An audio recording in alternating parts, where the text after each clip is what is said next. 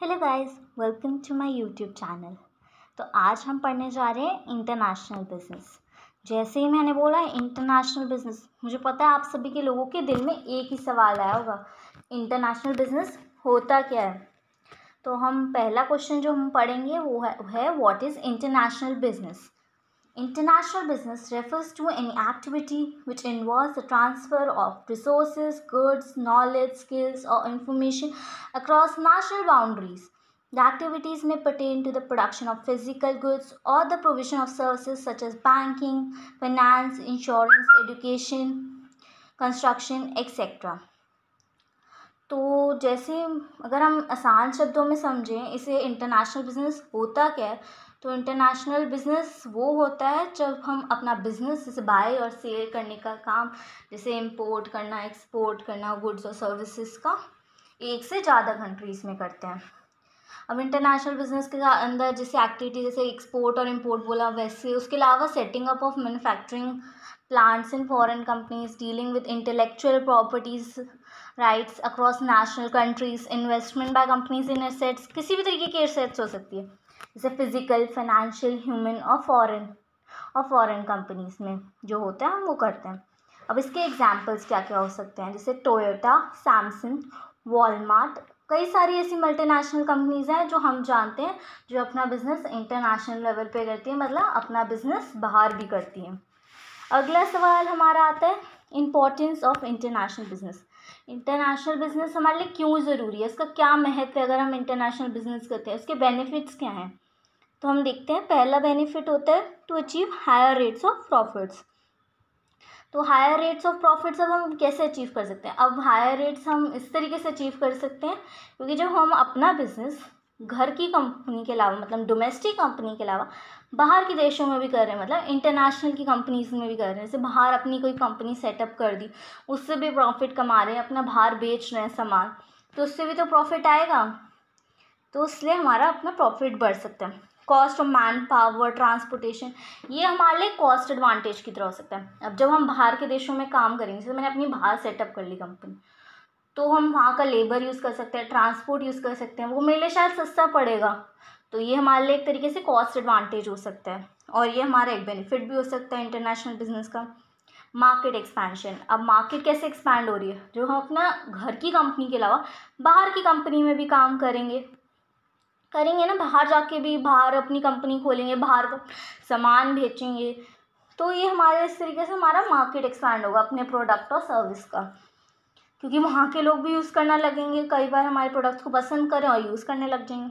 Expanding the production of capacity beyond the demand of domestic country, मतलब जो हमारी अपनी कंट्री के लिए प्रोड्यूस करने के अलावा, उसके अलावा भी हम प्रोड्यूस करेंगे जो बाहर के देशों में जो जाएगा, जो हम बेचने के लिए इस्तेमाल कर सकते हैं, उसको फ्रेंचाइज दे सकते हैं, उसकी लाइसेंसिंग हो सकती है।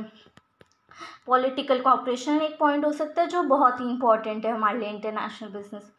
नेक्स्ट है improving the standard of living, वो कैसे हो सकता है। अब हमारे पास बाहर के देशों के प्रोडक्ट्स भी आएंगे, तो हमारे पास सिर्फ डोमेस्टिक कंपनी के लिए किए हुए प्रोड्यूस किए हुए प्रोडक्ट्स ही नहीं, बाहर के देशों के किए हुए प्रोडक्ट्स भी हैं, तो हमारे प्रोड्यूस किए हुए हमारे पास देश में आ रहे हैं, तो हमारे पास एक से ज़्यादा प्रोडक्ट्स हैं, तो हमारे पास ज़्यादा चॉइसेस हैं, तो हमारा स्टैंडर्ड ऑफ लिविंग ऐसे ही बढ़ जाएगा। Improving the optimum use of national resources. अब optimum use of national resources कैसे होगा, जो हम डोमेस्टिक प्रोड्यूस करते थे इसके अलावा भी हमारे पास कई बार रिसोर्सेज बच जाते थे, तो वो वेस्ट हो जाते थे। अब क्या होगा, जब हम बाहर के देशों के लिए प्रोड्यूस करेंगे, जो हम बाहर बेचना चाहेंगे, तो उससे हमारा क्या होगा, जो बचे हुए रिसोर्सेज हैं वो भी यूज़ हो जाएंगे, इससे हमारा प्रॉफिट बढ़ रहा है, एक्सपैंड हो रहा है, मार्केट सेगमेंट बढ़ जाएगा, कई सारे और भी बेनिफिट्स हो सकते हैं इंटरनेशनल बिजनेस के, यही नहीं और भी कई सारे बेनिफिट्स हैं। अगली चीज़ जो हम पढ़ने जा रहे हैं वो है difference between domestic business international और इंटरनेशनल बिजनेस के बीच का डिफरेंस। तो अंतर क्या है डोमेस्टिक बिजनेस और इंटरनेशनल बिजनेस के अंदर, हम ये पढ़ेंगे अब। तो पहला है उसका मीनिंग, डोमेस्टिक बिजनेस का क्या मतलब होता है। डोमेस्टिक बिजनेस का अगर मैं मीनिंग देखूँ, it is refers to doing business with in the national boundaries of one's home country. इसका मतलब अगर आसान शब्दों में कहूँ, अपनी घर की कंट्री में ही लेन देन करना, बेचना और ख़रीदना। वेरएस अगर इंटरनेशनल बिजनेस की बात करूँ, it is refers to undertaking business activities in one और टू मोर कंट्रीज़, मतलब अपनी कंट्री जिस कंट्री में हम बेच रहे हैं और ले रहे हैं उसके अलावा भी बाहर जाके वाली कंट्री में भी अपना सामान लेना, बेचना और बिजनेस करना कर, उसे इंटरनेशनल बिजनेस कहते हैं। तो अगला पॉइंट आता है रिस्क का।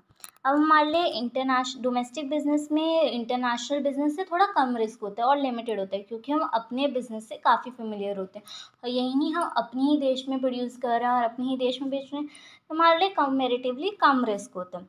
वहीं बात करें इंटरनेशनल बिजनेस की, तो हमारा रिस्क डोमेस्टिक बिजनेस से ज़्यादा होता है, क्योंकि उसमें हमारे पास सामान, हमारे पास जो हम प्रोड्यूस कर रहे हैं, क्या पता वो चले ना चले, हमें उस दूसरे बिजनेस देश के बिजनेस का, अपना जो बिजनेस है, हम इतना फेमिलियर नहीं होते उस बिजनेस से कि हमारा वो चलेगा भी या नहीं, लोग पसंद भी करेंगे या नहीं हमारा प्रोडक्ट और सर्विसेज। तो हमारे डोमेस्टिक बिजनेस से उस मुकाबले ज़्यादा रिस्क होता है इसमें। अब अगला पॉइंट आता है कॉस्ट एडवांटेज। तो हम जो डोमेस्टिक बिजनेस में हम वहाँ पे कॉस्ट एडवांटेज का फ़ायदा नहीं ले सकते, क्योंकि हम अपने ही देश का लेबर यूज़ करेंगे, ट्रांसपोर्ट यूज़ करेंगे, तो जितने रेट का है हमें उससे उतने ही रेट पे लेना पड़ेगा। बट वही अगर हम इंटरनेशनल बिजनेस की बात करें, तो हम बाहर की लेबर का भी इस्तेमाल करेंगे, ट्रांसपोर्ट का इस्तेमाल करेंगे अपनी चीज़ें बेचने लेने के लिए, तो हमारे लिए क्या पता वो थोड़ी सस्ती हो अपने देश के मुकाबले, तो हमारे लिए कैसा कॉस्ट बेनिफिट होता है, कि हो सकता है वहाँ पे एडवांटेज मिल सकता है। तो it enjoys cost advantage because of economics of scales in international business. अब बात करें रिस्ट्रिक्शंस की, तो डोमेस्टिक बिजनेस में हमारे पास काफ़ी कम लिमिटेड रिस्ट्रिक्शन होता है जो गवर्नमेंट इम्पोज करती है। बट वहीं अगर हम बात करें इंटरनेशनल बिजनेस की, तो इंटरनेशनल बिजनेस करते हुए हमारे पास काफ़ी रिस्ट्रिक्शंस हो सकती है ट्रेड करने के लिए, जो हर कंट्री की, डिफरेंट कंट्री की गवर्नमेंट इम्पोज कर सकती है। जैसे ट्रेड लगा दिया, टैरिफ्स लगा दिए, नॉन ट्रेड टैरिफ्स लगा दिए, कोटा लगा दिया तो हमारा कई बार प्रोडक्ट्स इतना महंगा पड़ जाता है उन लोगों के लिए, पहुँचते तक इतने रिस्ट्रिक्शंस लगने के बाद कि लोग खरीदते ही नहीं है। तो कई रिस्ट्रिक्शंस होती है, वो हमें देखनी पड़ती है इंटरनेशनल बिजनेस करते हैं।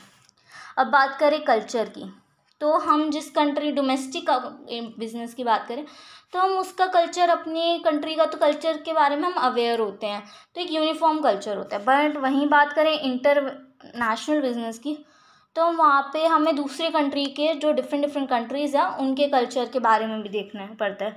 तो it faces intense competition on it and it adapts the strategy accordingly as per the different countries with different culture.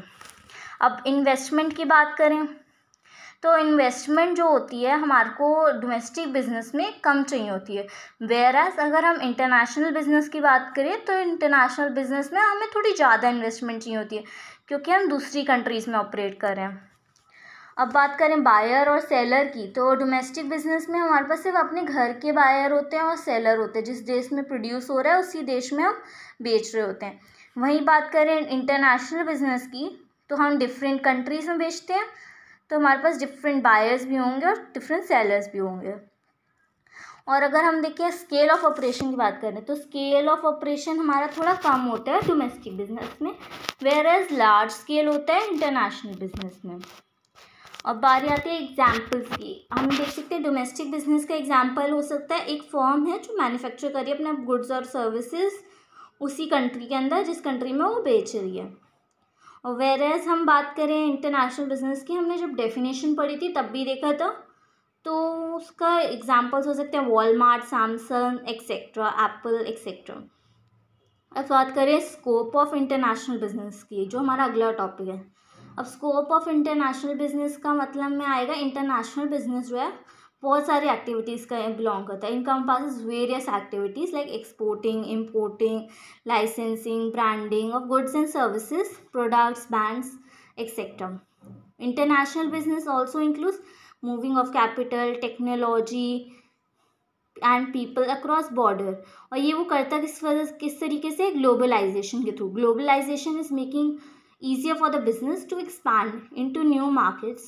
This is because it has led to growing demand for international business expertise. There are some key aspects of that define the scope of international business.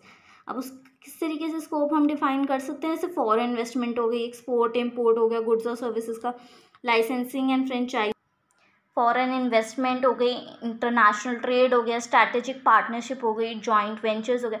अब आप सोचोगे इन सबका meaning क्या है, meaning तो बता दूं।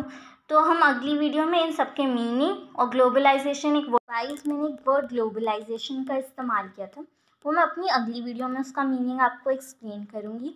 अगर आपको इस वीडियो में बस इतना ही। अगर आपको मेरी वीडियो पसंद आई हो तो उसे लाइक करिएगा, शेयर करिएगा और सब्सक्राइब करिएगा, क्योंकि मैं ऐसी ही वीडियोस और भी लाने वाली हूँ जो आपको हेल्प करे आपकी पढ़ाई में।